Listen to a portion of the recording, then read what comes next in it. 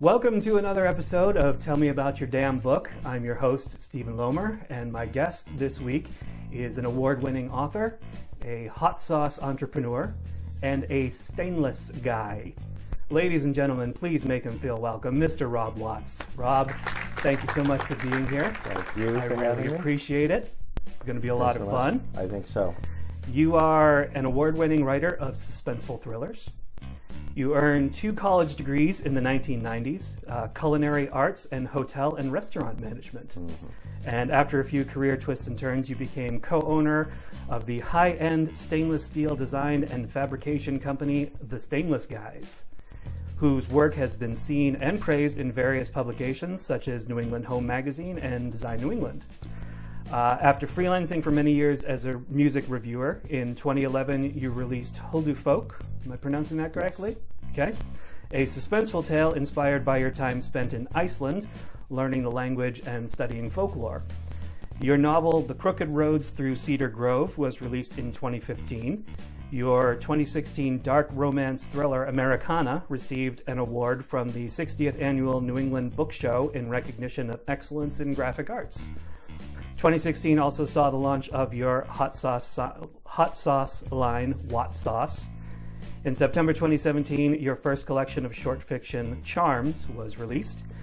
Some of your interests include traveling, skiing, cooking, reading, music, architecture, Scandinavian design, Icelandic folklore, and of course Boston's local culture and professional sports teams. You currently reside in Boston and frequent Cape Cod and Mountain Lakes, New Jersey. Yes. Okay. So there's a lot to unpack there. But before we do, let's talk a little bit about what's not in the bio. So I'm guessing by the student ID from Don Bosco High School that you are a Boston guy. Yes. Okay. I am. Born and raised in Boston? Yes. Family all from Boston? Pretty much, yeah. Okay. All right. Any brothers and sisters? I have one sister. Okay. Shannon, younger sister. Okay. Is she an author? No. Okay. Any other authors in the family? No, I don't. No. Interesting. Just me, yeah. Interesting. Why do you think there's one author in the entire family? What inspired you to become an author when there were no other authors within the family to drive you in that direction? Because they were smart. They took a more sane path, I guess. Okay. I don't know. I think I've just always been creative from an early age. As far as writing goes, I mean, I've always been a reader, fan of books, various, I always loved reading biographies and,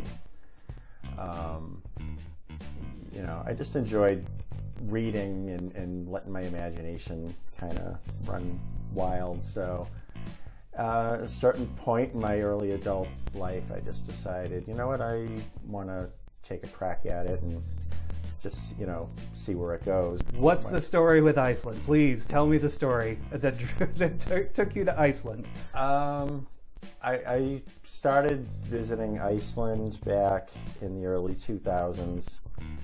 And I mean, the first time I visited out there, it was just kind of on a whim, like, just let's check it out, And so I did. I fell in love with it over there. I mean, it's just such a beautiful country. People are great. The culture is awesome, and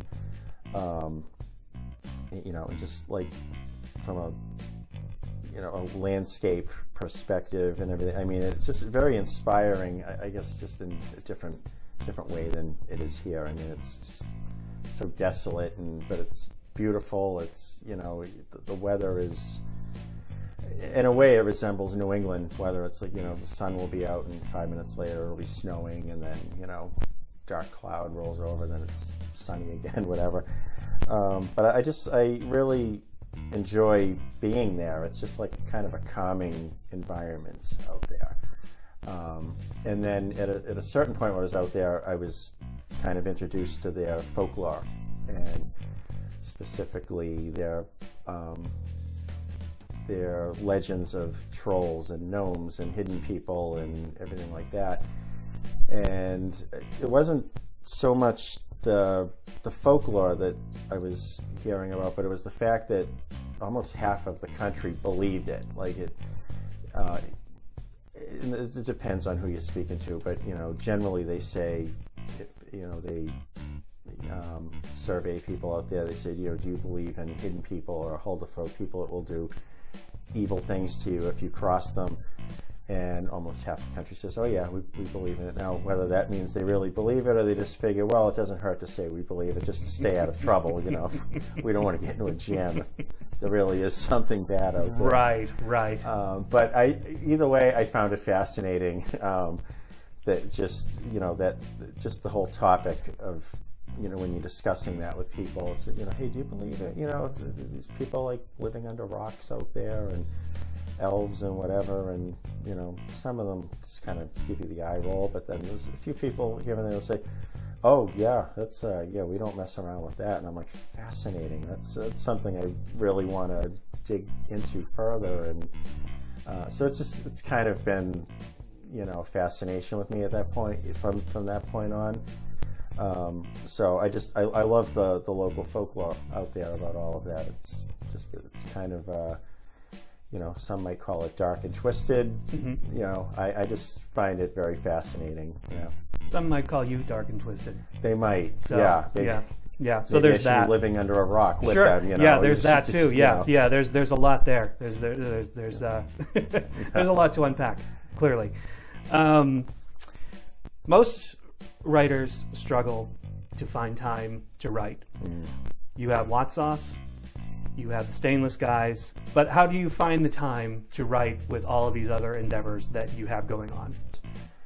Even if I know I only have 45 minutes at night to devote to starting the next writing project, that's what it is. It's like the 45 minutes is mine, and so on and on and on you go. You just kind of stay focused, scheduled, very deliberate in what you're trying to accomplish.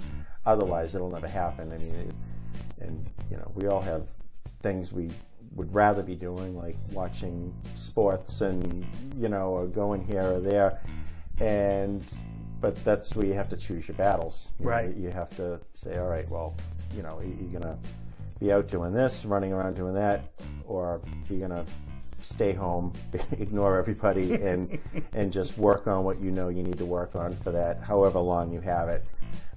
It's all about organization and just being devoted and dedicated to your craft, which, I mean, writing, as it takes forever. I mean, it's endless. Oh, it takes forever. Yeah, all right. I mean, a lot of these people, a lot of writers that I know, they talk about, I banged out 10,000 words tonight, or 5,000 words. And I'm like, I got down 250 words, and I'm happy with that, right, because I know that, like, I'm it's the best that it's going to be for that night. And you might write 1,000 the next night. You might write a sentence the following night after that. But you have to stick with it and just stay very deliberate and focused, and it gets done eventually. Right. At least for me. Right. That's how everybody works differently, but right. That's how I try to compartmentalize everything. Work, obviously, the big paying work comes first. The work that pays the bills. Yeah, exactly. Sure. And then the side jobs, with like Hot Sauce and books and everything. You kind of have to choose your battles, as I said, right, and just know what the priorities are, and just stay focused and move forward. We have to talk about the elephant in the room. You and I have done some author fairs together. We've done some Comic-Cons together. So, the women seem to flock to you at these Comic-Cons, at these author fairs. They do? They do, Gosh. Yes. This has been my observation. Now, you're a good-looking guy. I'm a good-looking guy. Absolutely. They do not flock to me the way they flock to you. And I feel like there are probably young authors who are watching who want to know the secret to getting women to flock to them at Comic-Cons or author fairs. So could you speak to that? Could you speak to what is your mojo? Have you noticed this? Have you not noticed this? No, I have no idea. Everyone else has noticed this. Everybody has noticed. Wow. That the women come to you. The men do too, but it's the women. This is this is the elephant in the room. I don't know. I mean, I keep a good supply of candy. Candy. Yeah, okay. All right. Now we're getting somewhere. Actually, I don't. That's right. That's right. We're not supposed to. Right, that's exactly. right. That's right. We're not. Yeah, that's a good question. Well, if this happens again in the future, could you point it out to me? Yes. Okay, yes. Please. I would be happy to. Yes. Yeah. All right. So you've really never noticed that? Yeah. No. All right. All right. It's something I've noticed. I'm glad someone does. So. Well, now it's something for you to watch for. If I don't, I'm gotta pay attention to what's going on at these events more often. Speaking of these types of events, what's the craziest thing that's ever happened to you at an author signing or a con? One of the very first author events I'd done, which was a Comic-Con based event, they had our table was set up next to a belly dancer, a snake charmer belly dancer. Wow. So every half hour, like this, she'd hit this music or whatever on a boombox, and it would be blaring this just ridiculous music, like this carnival type music. And she would do this belly dancing thing, and then there'd be like a snake, like a cobra or whatever, coming out of a basket, and I'm like, what the hell does this have to do with really anything? And it's a Comic-Con, but I mean, so, and you'd be standing there, someone, oh wow, actually somebody's at the table to talk to you about your book and everything. And then, oh wait, no, the belly dancer has to do a thing, listen to that music. So, I mean, that's probably the one thing that just screams at out of my mind right now when I think of that. But gee, let me think. Because there's always just ridiculous things that happen at these things, but I don't know if it wasn't anything that really happened, but it was something that somebody said to us one time. We were at the booth, me and a few other authors, and it was a horror-themed group. So this husband and wife came over, and they were talking to us, and they noticed, oh, you write horror books. Okay, whatever. And we were polite to them, we talked to them, and then off they went. And at the end of the event, I don't know if it was like that night or the following day or whatever, but it was when everybody was breaking down. And so we're walking out of the convention hall with our stuff, and there's the husband and wife. I think they were organizers or they had something to do with the event. And they're sitting there and they're saying goodbye to everybody walking out, and as we passed them, they said, oh, have a nice night, drive safely, even if you don't believe in God. And I'm like, what did you just say? I'm like, all right. I'm like, okay, that's how this is gonna go. Okay, so that always sticks in my mind too. I'm like, okay. Yeah, that one qualifies. Yeah. I would say that one definitely qualifies. So I'm like, sorry to offend you. I'm just trying to sell books. Really, right. Oh man, that's great. Yeah, that's great. So you run into some churchgoers, here and there, and they kind of don't look too fondly upon the writing, the subject of your writing. Sure. And it's like, hey, it's whatever. There's far worse going on in this convention center. Believe me, I'm sure of it. Yeah. Yes. Check out the belly dancer next door. Yeah. Or like the body paint. The piercers. Yes. We were sat at a different event across from. What's that character's name from Avatar? there was a girl just nude with body paint, just covered, and she was there just waving to kids and everything, and I'm like, wow, that's happening right now. I mean, it only took about 6 hours for the organizers to say you need to put something on. I'm Sure, like, really? yeah. Only 6 hours? Yeah. Okay. Well, you know. But so yeah, I mean, you just never know at these like Comic-Con events. Everywhere you turn, there's something just crazy. But thank God, because it's a long day. It is a long so day. you need this stuff to kind of break the monotony up a little bit. Very true. Yeah. Yes. And still in the vein of the Comic-Cons, were you the originator of the Falafel Photo? Yes. Okay. Could you tell that, yeah. Could you tell the Falafel Photo story, because it's such a great story? The falafel. Okay.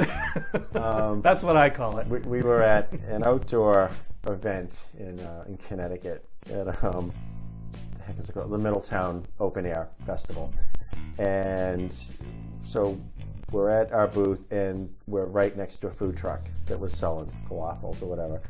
And there was so many great vendors at this event. I mean, there was like 150 vendors. Everybody's selling really cool stuff. But the longest line was at the food truck at all times. And everybody was in line waiting for falafel. So, and nobody was over at our book table. So I said, all right, well, I'm bored. I think we all need a little, entertainment. So I grabbed my chair and I put it smack dab in front of the line for the falafel people. And one of the people, we were with started taking photos and posted them on Facebook. And, it was we bring in a big group of people. Yeah, look at all the book fans meeting Rob Watts. And people were actually commenting, going, "Well, that's amazing. I need to go to do events with you guys and everything." And I'm like, all right, you know what? I'm not going to correct anybody, but I'm just going to let it. If you want to believe that really happened, go right ahead. So, but you did a falafel photo for me. I did at Super Mega Fest. And look how you've grown. And look at me now. Yeah, I mean, you've got your own show. And, that's right. Yeah. Yeah. So anybody that needs, just kind of a kickstart in their career, just have me do a falafel photo. I'm available weekends and, Comic-Cons and yeah. There you go. You heard it here first, folks. Yeah. You have a robust online presence. You have Rob Watts Online, wattsauces.com, thestainlessguys.com. You have your Facebook, you have Twitter, you have Instagram. But to my knowledge, you don't blog. Not a lot these days. Why is that?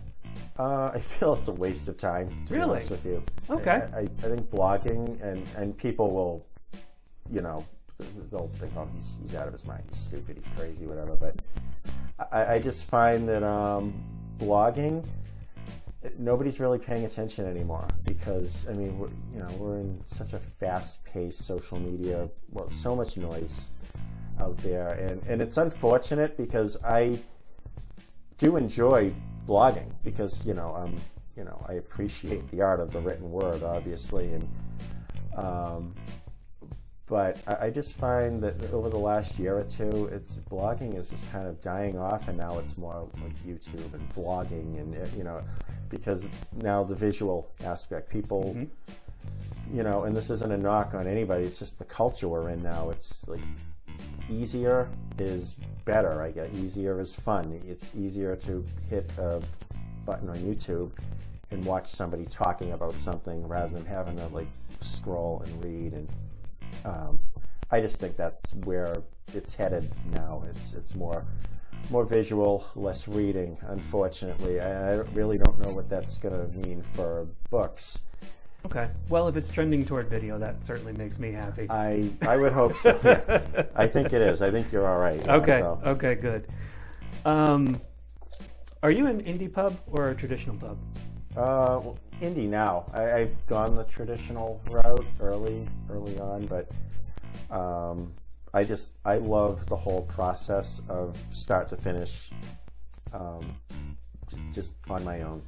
I love the whole process. I mean, writing the book, obviously, that takes a lot of time. It's tedious at times. It's stressful. It takes you away from other things in life. And but that's what we do as writers. That's what, we're a certain breed, as you know. But when all that is said and done, I feel like after all of this work, I just want to see it through completely. Like I mean, you could certainly turn it over, shop for agents and this and that, and that's all well and good. I have no problem with that, but for me personally, I just like to say, once the manuscript is done, it's like, okay, now I want to be in charge of finding the right editor for it. I want to find the right cover artist. I want this to be the way I want it to be right through the end.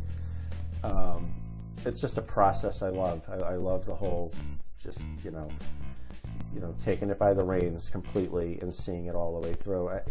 And believe me, traditional publishing is great and it has its place and people do really well at it, but I've had this conversation with people that are traditionally published. The one complaint they hate is the fact that once they finish writing the book, it's like it's out of their hands completely. Sure. They're not 100% happy with the cover art or how things were edited and this and that. And there's also a long porch. It's you have to wait a long time before your book actually gets really out there. I mean, up to maybe 2 years. I mean, you almost forget what you wrote about. Sure. By the time it comes out. And again, that's probably another discussion for a different time, obviously. But like I said, I mean, it has its place and benefits and everything. But I think indie publishing has its benefits as well. It's just, it all comes down to personal preference and the writer and how they want to see their work out there in the world once it's complete. Right. But like I said, we could go on and on with that right there for hours. But so fair enough. Maybe we'll put the pin in that. Yeah, maybe we'll put the pin in that for now. All right, well, as you know, we have a gimmick on this show. We are contractually obligated to live up to it. So, Rob Watts. Tell me about your damn book. Well, since it's in the contract. So, the latest book that I just put out is called Book Signing 101, an author's guide. And it's, as the title suggests, it's a lot of advice and methods that I think a lot of, especially indie authors, would benefit from, because a lot of people don't really know what to do once their book is out, especially if they're self-publishing or if it's published by just a short, like a small-run press, and it's up to the author 100% to go out and market it. So I think book signing, going out and actually doing physical book signings, getting off of the computer, getting off of Twitter, trying to hawk your book over and over. I think it's very beneficial to the author to get out there and actually meet the reading public and, get acclimated to the process of, knowing how to meet people and sell direct marketing, with their books and everything. So, and is doing this for the past 6-7 years, like continually with every book I put out. I think I've gained enough perspective and knowledge to put something credible out for people that'll be very useful. And that was my objective. Like, I really wanted to just put some very straightforward, useful facts and tips and just the right advice to arm indie authors with to go out there and how to go out and schedule book signings, or how to just the simple stuff of like what you should have with you at all times for book signings, and the best places to do them. Some places might not be the best fit for you depending on what your genre is and what your book is about. But just stuff like that, I think just stuff that is very beneficial that indie authors should be armed with when they go out there. And it also contains do's and don'ts. What do you consider the most important do and the most important don't?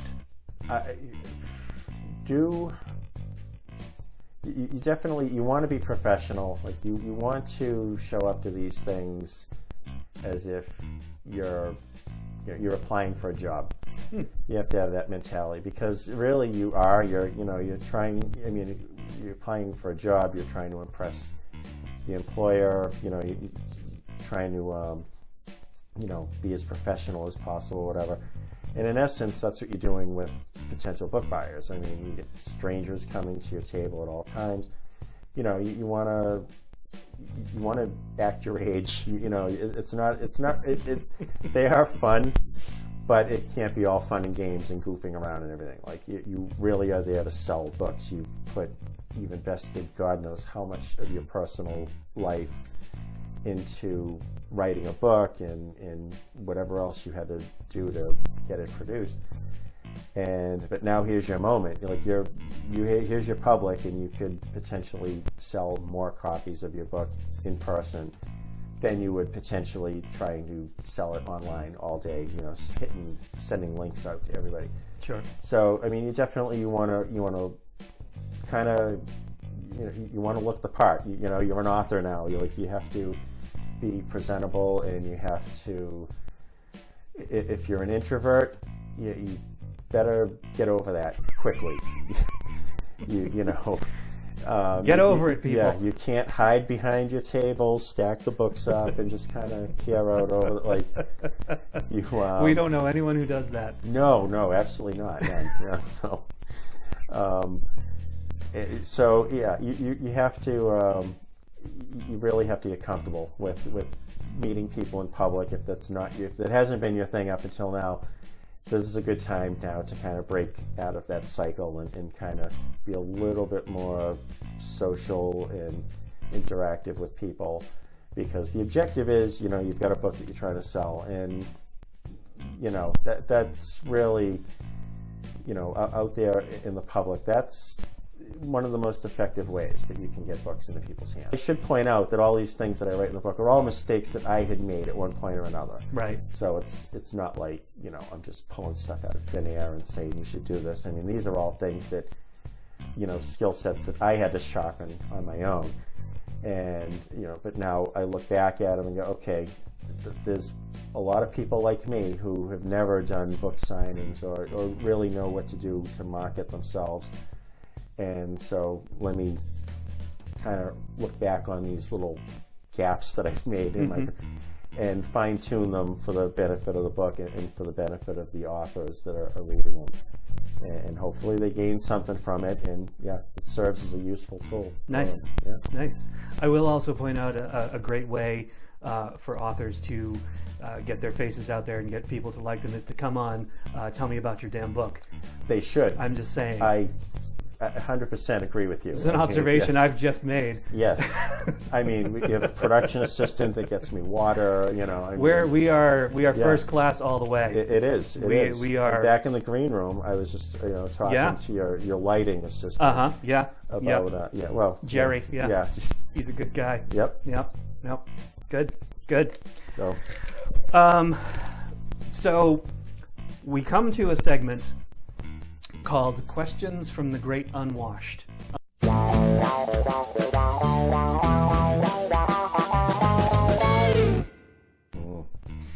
And these are questions that have been submitted for you via social media. It's terrifying.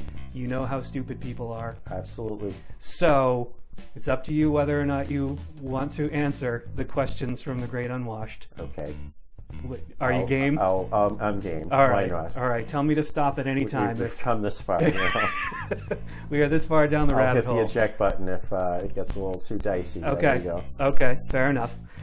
Okay. So, Cool Smitty wants to know, what's the color of success? Of success. I told you. These are questions that people want Let's to be. Let's talk about his name first. Okay, it's Cool Smitty. The O's are zeros, and then the S in Smitty is a 5, and the I is a 1. Cool Smitty. Cool Smitty wants to know what's the color of success. You can just pick a color. He's the cool one. He should know. Actually, I mean, I'm not cool. I don't know. Let's just say it's red. Red, blue, maybe. Okay. Yeah, I mean, yeah. Why not? Okay. It's either Cool Smitty. It's either red or blue. Yeah. Okay. All right. Thanks so much for the great question. Doilio would like to know, have you ever based a character on someone you didn't like? That's actually not a bad question. Yeah, that's a good question. I don't know if I have a good answer though. My answer is yes, but it was more elements of somebody that I probably didn't care for, and I kind of added those elements into maybe a few different characters. You know, I added the same kind of characteristic into multiple characters. Okay. So yeah. All right. But yeah, so yeah, I guess the answer is yes. Okay. All right. Fair enough. Good Sinclair would like to know, what would your pen name be? That's another good question. That's 2 in a row. I'm actually really surprised. Pen name, huh? Yeah. You have a great name. You have a great author name anyway. Yeah, that is my pen name, actually. I dare not tell you what my real name is. No. It's Watstein, isn't it? Watstein. I knew it. Watts. I knew it all along. Yes. You know, you got. Yeah. I wanted it to be a little bit more nondescript. You know, for my writing career. Sure. Yeah. No, I never ever gave any thought to using a pen name, to be honest with you. Hot Waddy 16. Hot Waddy 6. It's my cousin, I think. Hot Waddy. It possibly, actually, you'll think so in a moment. If you were arrested with no explanation, what would your friends and family assume you had done? Another good question. You people really came through on this one, except for that first one. Poor cool Smitty. Sorry, cool Smitty. You know what? I'm not that exciting, so they probably would think like I shoplifted a book or something at Barnes and Noble. I mean, I just, I know I'm such a wild and crazy person. You know, what can I say? But yeah, I don't know. Leaving a restaurant without paying. I mean, The Dine and Dash? The Dine and Dash, yeah. I'm bringing that back. Okay. Actually, yeah. Wow. Excellent. Excellent. Yeah, we'll call it that. Yeah, Real Dine and Dash, yeah. Okay. Retro. All right. This I think is actually my favorite one. Icy Clowns 1998 wants to know, if you had an author fan club, what would it be called? Do you have an author fan club? I don't have an author fan club. 500 watts or something like that. Yeah, so yeah, there you go. I'm going to reinstate that fan club, actually. So yeah, so that's your answer. Oh yeah, wow. Yeah. Okay, I didn't know you would be. You have one so ready, but great. Okay. I came prepared. Okay, and the last one we have is from Good Time Girl. Don't ask me to spell it because it's crazy. And I'm going to add to this question by saying, aside from being on this show, what would you say is the high point of your writing career thus far? Oh boy! Aside from being here. Aside from being here, yes, which is obvious. Yeah, well, that would be number one. Yeah. So yeah. If I had to choose a second one,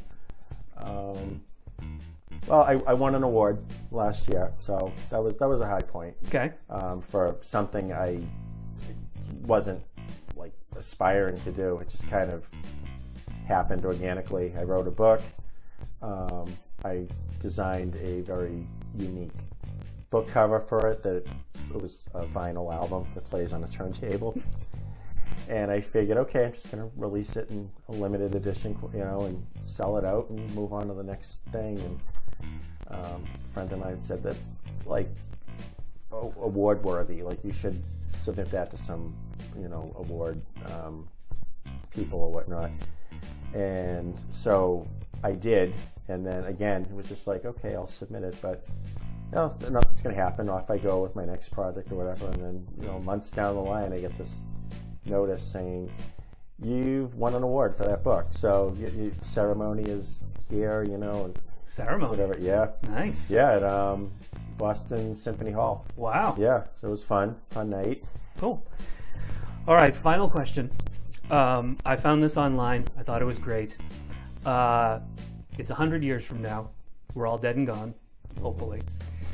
A young person goes into a library, hopefully those are still around, approaches the librarian and says, I'm interested in reading Rob Watts.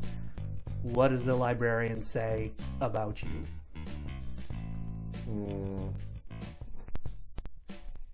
Probably say, could you spell the last name? What would the librarian say about me? He was consistent. There you go. He was consistent. He was consistent. Yeah. Okay. All right. He put out. Yeah. He was consistent in his work. Okay. So All right. That's not the worst legacy to have. Not worse. Not the worst. Not the best. But it's consistent. That's So, right. yeah. There you go. Great. All right. Well, that's it. That's all the time we have for this episode of Tell Me About Your Damn Book. I'd like to thank Rob Watts for joining me today. And once again, the book is Book Signing 101, an author's guide. You can get it on Amazon. Yep. You can get it on Amazon. So thank you for being here, and we'll see you next time. Cheers.